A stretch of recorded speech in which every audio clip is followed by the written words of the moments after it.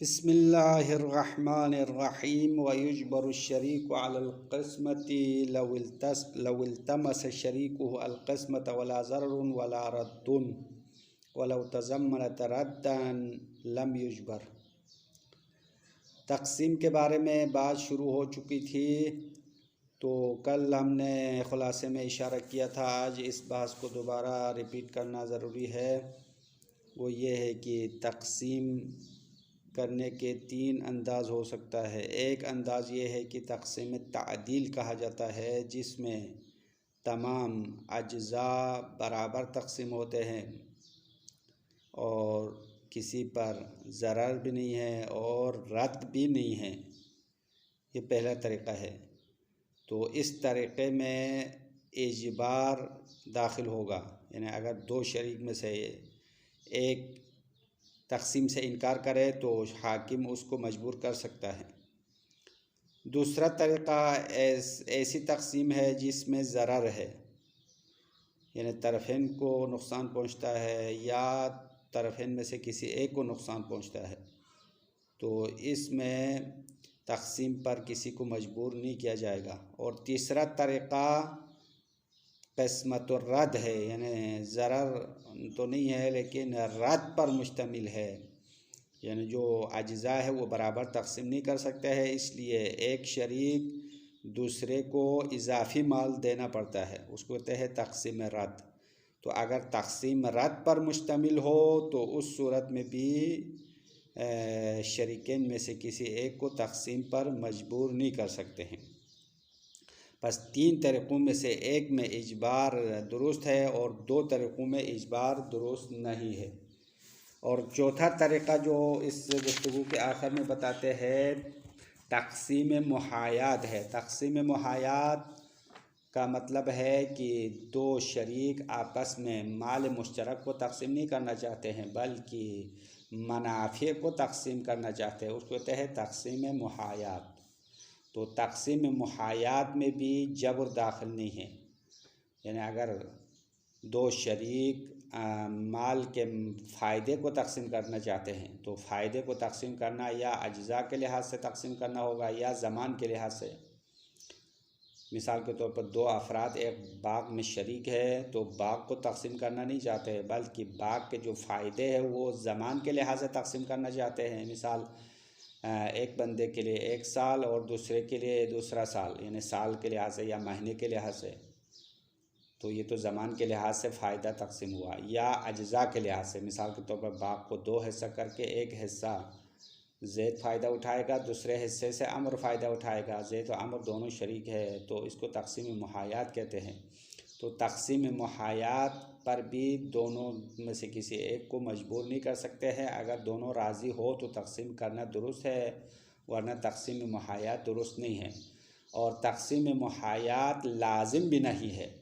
तक़सीम करने के बाद तरफ़ैन में से हर एक के पास इस तक़सीम को फसा करने का भी हक़ रखता है। ये आखिरी सूरत है। अब पहले जो हमने कहा, अगर तक़सीम ज़रर पर मुश्तमिल हो तो उस तक़सीम पर मजबूर नहीं कर सकते हैं। तो ज़रर से क्या मुराद है, नुकसान से क्या मुराद है? तो शहीद सानी ने 4 कौल नक़ल किया ज़रर से मुराद क्या है।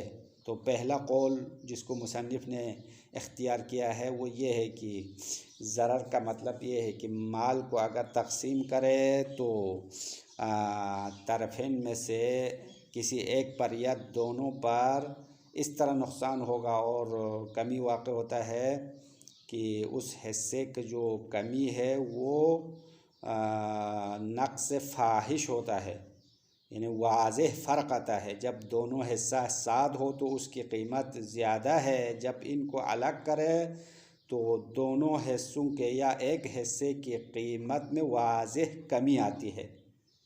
तो ये ज़रर से मुराद है। ये पहला माना हो गया या पहला कौल है। दूसरा कौल मुतलक़ नक़्स कीमत है। अगर दो हिस्से साथ रखे तो कीमत ज़्यादा है, जब इनको अलग करे तो कीमत में मुतलक़न कमी आना। अब वो नक़्स फ़ाहिश हो या ना हो, वाज़ेह कमी हो या ना हो, बहरहाल कीमत में कमी आना ज़रर मकसद है। ज़रर से मकसद यही है। तीसरा कौल कहते हैं अदमुल इंतिफा बिही मुनफरिदन। तीसरे कौल वाले कह रहे हैं कि ज़रर से मुराद ये है कि उस हिस्से को अलग करने के बाद असलन काबिल इंतिफा नहीं रहा, यानी दो हिस्से साथ रखे तो फ़ायदा उठा सकते हैं, जब उनको अलग करें तो असलन फ़ायदा ही नहीं उठा सकते हैं, बेकार हो जाता है। तो अगर इस तरह हो तो ज़रर से दिखाएगा। तो इस कौल के मुताबिक नक्स कीमत ज़रर शुमार नहीं होगा, बल्कि इंतिफा और मालियत से ज़ाइल होना मुराद है। चौथा कौल ये है कि फ़ायदा जिस तरह साद हो तो फ़ायदा उठा सकते हैं, उसी तरह फ़ायदा नहीं उठा सकते हैं। यानी मुकम्मल इंतिफा से साकित होना मुराद नहीं है, बल्कि दोनों हिस्से साद हो तो अच्छी तरह फ़ायदा उठा सकता था, जब अलग करे तो जिस तरह पहले फ़ायदा उठाते थे उसी तरह फ़ायदा नहीं उठा सकते हैं। तो अगर ऐसा हो जाए तो ये ज़रर से दिखाएगा। तो ज़रर का चार माना या चार अक़वाल हो गए हैं, और शहीद फरमाते हैं मुसन्निफ़ का नज़रिया पहला वाला है, यानी नक्स कीमत होना मुराद है, फ़ाहिश हो यानी कीमत में वाज़िह कमी आना। जब दोनों अज्जा साथ हो तो कीमत ज़्यादा है, जब उनको अलग करे तो कीमत में वाज़िह कमी आती है। तो अगर ऐसा हो तो ज़रर सिद्क़ आएगा, और किसी शरीक को तक़सीम पर मजबूर नहीं कर सकते हैं। अगर ज़रर भी ना हो रद्द भी ना हो तो शरीक में से एक को तक़सीम पर मजबूर कर सकते हैं। अगर एक राज़ी ना हो तो हाकिम तक़सीम पर मजबूर कर सकते हैं।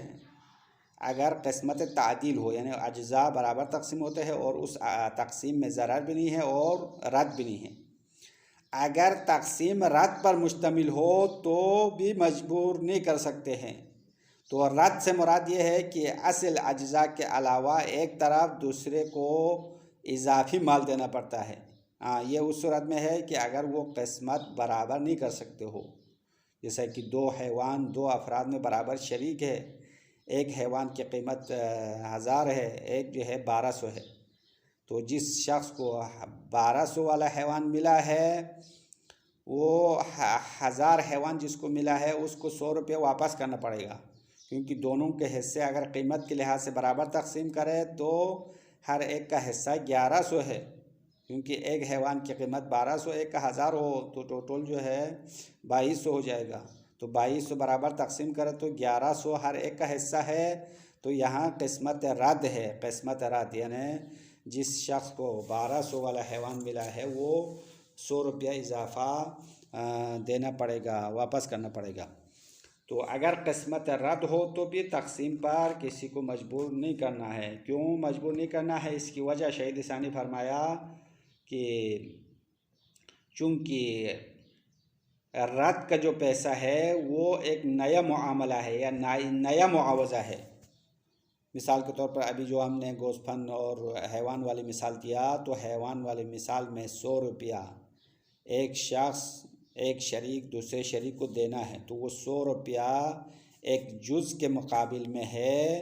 अब वो जुज़ जो है या जुज़ महसूस है, जुज़ सुवरी है या जुज़ मानवी है। अब ये हैवान वाली मिसाल जुज़ मानवी है, क्योंकि एक हैवान मोटा ताज़ा है, तो मोटा ताज़ा हैवान 1200 कीमत का है और कमज़ोर वाला हैवान 1000 का है।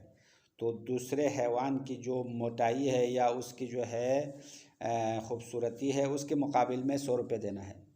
एक दफ़ा होता है जुज़ सुवरी, यानी एक जुज़ है जो महसूस है, जैसा कि एक ज़मीन है और ज़मीन की एक तरफ कुआं है, दूसरी तरफ ज़मीन खाली है। तो अगर तक़सीम करें तो कुआं को तो तक़सीम नहीं कर सकते हैं, तो बहरहाल कुआं एक तरफ एक शख्स के हिस्से में आएगा। तो जिस शख्स के हिस्से में कुआं आया है वो दूसरे शख्स को पैसा देना पड़ेगा उस कुआं के बदले में जो जुज़ सुवरी है, यानी जुज़ महसूस है। तो ये भी एक नया मुआवज़ा है। तो नए मुआवज़े के लिए दोनों तरफ राज़ी होना चाहिए, एक को मुआवज़ा और मामले पर मजबूर नहीं किया जाएगा। तो ये आज का ख़ुलासा हो गया और इसकी इबारत पढ़ेंगे। बिस्मिल्लाहिर्रहमानिर्रहीम वयुजबरु शरीकु। हाँ, यहाँ से कल इबारत आगे थोड़ा पढ़ लिया था, उसको दोबारा तकरार करेंगे क्योंकि गुफ्तगू का सिलसिला यहीं से शुरू है। वयुजबरु शरीक अलल क़िस्मति, शरीक को तकसीम पर मजबूर किया जाएगा। लौ इल्तमस शरीकुहु अल क़िस्मत, अगर उसका साथी तकसीम का इल्तिमास करे, तकसीम की दरख्वास्त दे तो दूसरे शरीक को मजबूर किया जाएगा। वला ज़ररुन वला रद्दुन, और उस तकसीम में न कोई ज़रर है न कोई रद्द है, वापस करने की भी ज़रूरत नहीं है और तकसीम करने से दोनों तरफ या किसी एक तरफ को नुकसान भी नहीं पहुंचता। तो वहाँ पे तकसीम पर मजबूर करना दुरुस्त है। वल मुराद बिज़्ज़रार नक़्स क़ीमत शख्स बिहा अन्हु मुनज़म्मन नुक़सानन फ़ाहिशान। ये ज़रार से मुराद क्या है, इसके अक़वाल नक़ल करते हैं शहीद सानी। वल मुराद बिज़्ज़रार, ज़रार से मुराद नक़्स क़ीमत शख्स, उस हिस्से की कीमत में कमी आना मुराद है।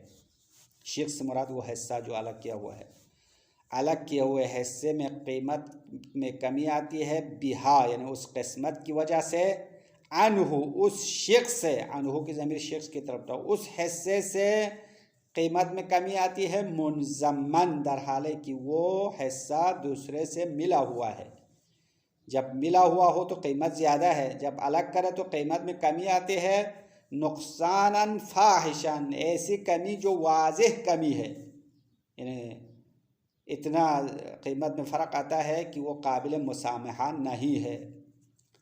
अला मख्तारहुल मुसन्निफ़ु फ़ी दुरूस, ये उस कौल के मुताबिक है जो मुसन्निफ़ ने किताब दुरूस में इंतखाब किया। मुसन्निफ़ ने ज़रर का माना यही किया है। वकीला, दूसरा कौल यहाँ से फरमाते हैं, वकीला मुतलक़ नक़्सिल क़ीमा, बाज़ उलमा का कहना है कि ज़रर से मुराद मुतलक़न क़ीमत में कमी आना है।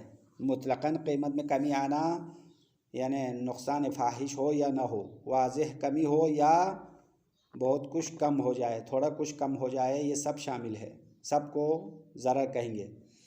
तीसरा कौल वकीला अदमुल इंतिफ़ाअ बिही मुनफ़रिदन, तीसरा कौल वाले कह रहे हैं कि ज़रर से मुराद ये है कि उस हिस्से से अकेला अलग इस्तेमाल, उस हिस्से को अलग इस्तेमाल ही नहीं कर सकते या अलग फ़ायदा ही नहीं उठा सकते हैं। मुनफरिदन, फ़ायदा न उठाना या फ़ायदा उठाने के काबिल न रहना ज़रर का मुराद है, ज़रर से मुराद है, ज़रर का माना यही है।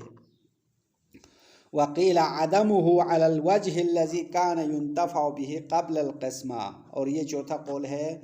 और बाज़ उलमा का ये कहना है कि उस हिस्से को अलग करने के बाद अदम इंतिफ़ा है, फ़ायदा न होना है। अलल वजहिल्लज़ी, उस तरीक़े पर फ़ायदा नहीं उठा सकते हैं, कान युंतफ़अ बिही क़ब्ल अल क़िस्मा, तक़सीम से पहले उससे फ़ायदा उठाया जाता था।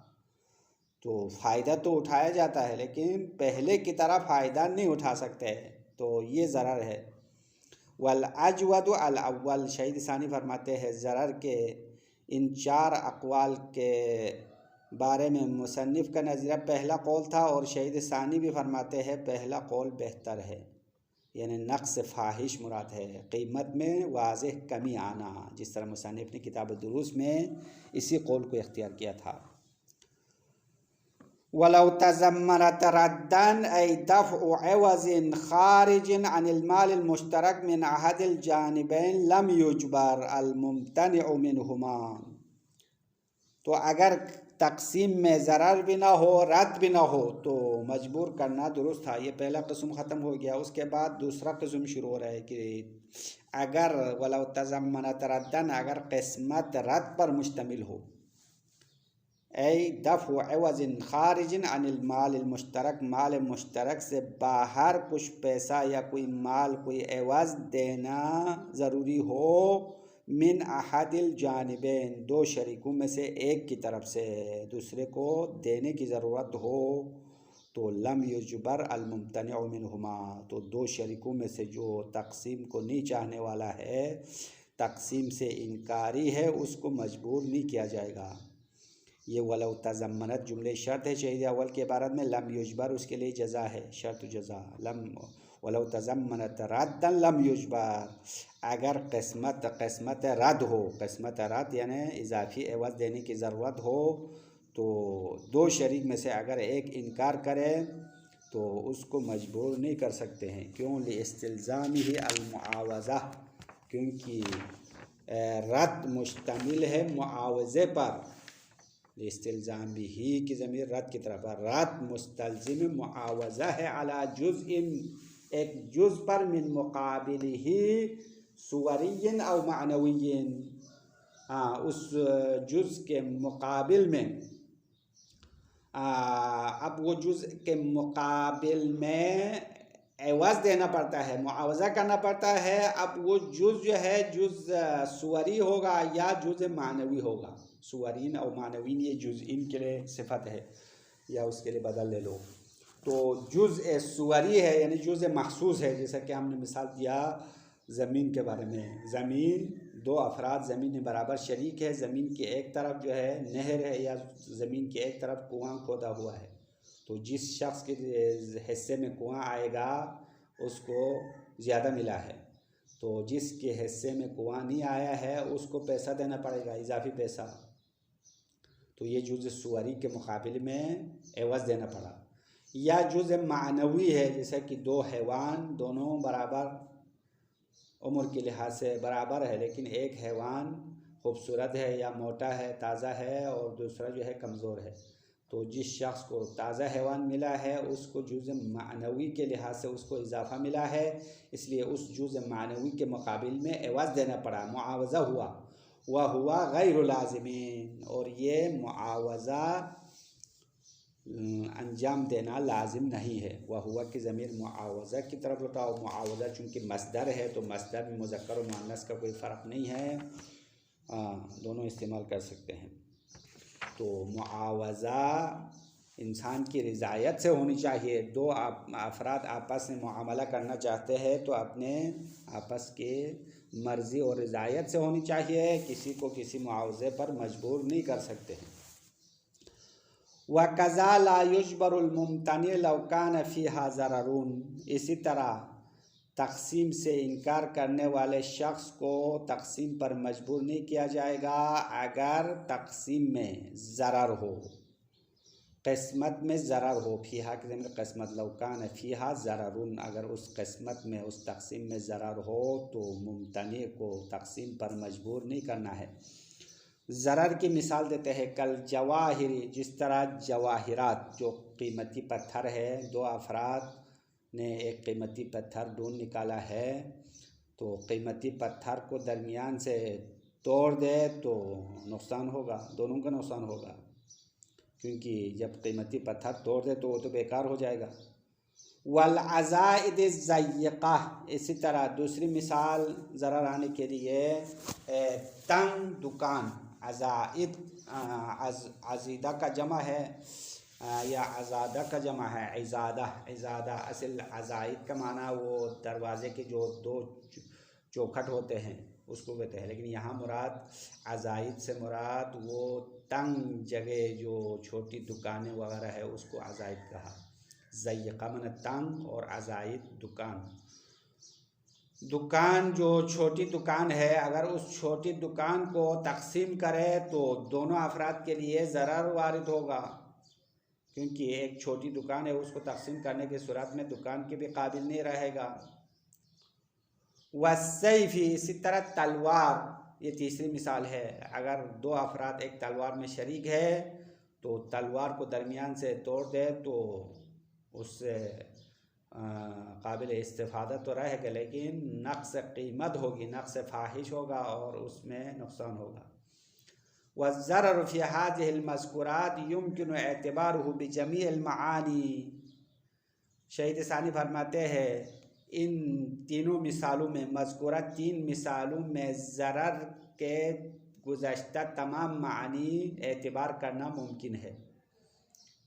जवाहिरात में, अज़ाइद, ज़य्यक़ा में और सैफ़ में, तीनों मिसालों में ज़रर के गुज़श्ता चारों अक़वाल लागू कर सकते हैं, क्योंकि पहले कौल वालों ने कहा नक़्स फ़ाहिश हो, कीमत में बहुत ज़्यादा कमी आए तो अज़ाइद ज़य्यक़ा में भी बहुत कीमत में फ़र्क आएगा। जब तक़सीम करे तो एक छोटी दुकान है उसको दोबारा तक़सीम करे तो कीमत में वाज़ेह कमी आएगी। जब वाज़ेह कमी हो तो दूसरा कौल भी यहाँ पे सिद्क़ आएगा। दूसरा कौल वाले ने कहा मुतलक़न कीमत में कमी आना, ये भी सिद्क़ आएगा। इसी तरह काबिल इंतिफा ना होना, ये भी सिद्क़ आएगा, क्योंकि जब छोटी दुकान को दोबारा तकसीम करे तो फिर काबिल फ़ायदा नहीं होगा, फ़ायदा उठाने के काबिल नहीं रहेगा। तलवार में भी ऐसा है, जब तलवार को दरमियान से तोड़ दे, दो हिस्सा करे तो फिर काबिल इंतिफा नहीं रहेगा। अम्मा काबिल इंतिफा जिस तरीके से पहले है उस तरह काबिल इंतिफा नहीं होगा। हाँ, ये तलवार में खुसूसी तौर पर कहते हैं अद सालिस फी सैफ, यानी तलवार में ज़रर का जो चौथा माना है वो सिद्क़ नहीं आएगा। हाँ, वो चौथा माना क्या था, यानी फ़ायदा जिस तरह पहले उठाया जाता है बाद में नहीं उठाया जाता। हाँ, ये वाला माना तो सैफ में सिद्क़ आएगा, लेकिन तीसरा माना जो असलन काबिल इंतिफा ना हो, ये वाला माना सैफ में सिद्क़ नहीं आता है, क्योंकि फ़इन्नहु युंतफ़अु बिक़िस्मतिही गालिबन फ़ी गैरिही, क्योंकि जब तलवार को दरमियान से काट दिया, तोड़ दिया, तो उसके एक हिस्से से आम तौर पर फ़ायदा उठाया जाता है गैर तलवार में, यानी तलवार के लिए इस्तेमाल नहीं कर सकते हैं, बाकी फ़ायदे के लिए इस्तेमाल कर सकते हैं। मिसाल के तौर पर छुरी के तौर पर इस्तेमाल कर सकते हैं, गोश्त काटने के लिए या किसी और काम के लिए इस्तेमाल कर सकते हैं। मा नक़्सिन फ़ाहिशिन, साथ इसके की कीमत में वाज़ेह कमी आएगी। बस तलवार जब तकसीम करे तो ज़रर का 3 माना सिद्क़ आएगा, लेकिन तीसरा माना सिद्क़ नहीं आएगा। ज़रर जो है नक़्स कीमत वाला माना सिद्क़ आएगा, नक़्स फ़ाहिश वाला माना भी सिद्क़ आएगा, और जिस तरीके से तकसीम करने से पहले फ़ायदा उठाते हैं तकसीम के बाद उसी तरीके से फ़ायदा ना उठाना, ये चौथा माना था, ये भी सिद्क़ आएगा। लेकिन तीसरा माना जो है असलन काबिल फ़ायदा ना हो, ये वाला माना सैफ में सिद्क़ नहीं आएगा। लेकिन बाकी जवाहिरात में चारों माना सिद्क़ आता है, क्योंकि जवाहिरात को कीमती पत्थर को दरमियान से तोड़ दिया तो असलन फ़ायदा ही नहीं उठाया जा सकता, उसकी कीमत ही ख़त्म हो जाएगी। ये तो तकसीम माल, ख़ुद माल को तकसीम करने के 3 तरीक़े हो गया। तो उन 3 में से एक सूरत में इजबार दाखिल हो गया, मजबूर कर सकते हैं जब ज़रर भी ना हो, रद्द भी ना हो।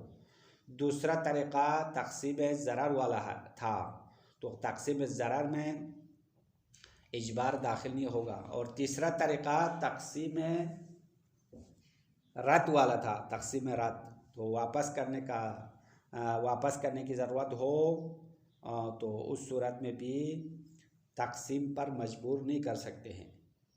तो ये 3 सूरतें ख़ुद माल तकसीम करने के हो गए। अब चौथी सूरत तकसीम की मुनाफे और फ़ायदा तकसीम करना। असल माल तकसीम करना नहीं चाहते हैं, बल्कि उसके फ़ायदे और मुनाफे को तकसीम करना चाहते हैं। उसको तकसीम मुहायात कहते हैं। मुहायात का असली माना है 2 अफराद किसी मामले पर इत्तेफाक करना, मुहायात का माना। लेकिन यहाँ मुराद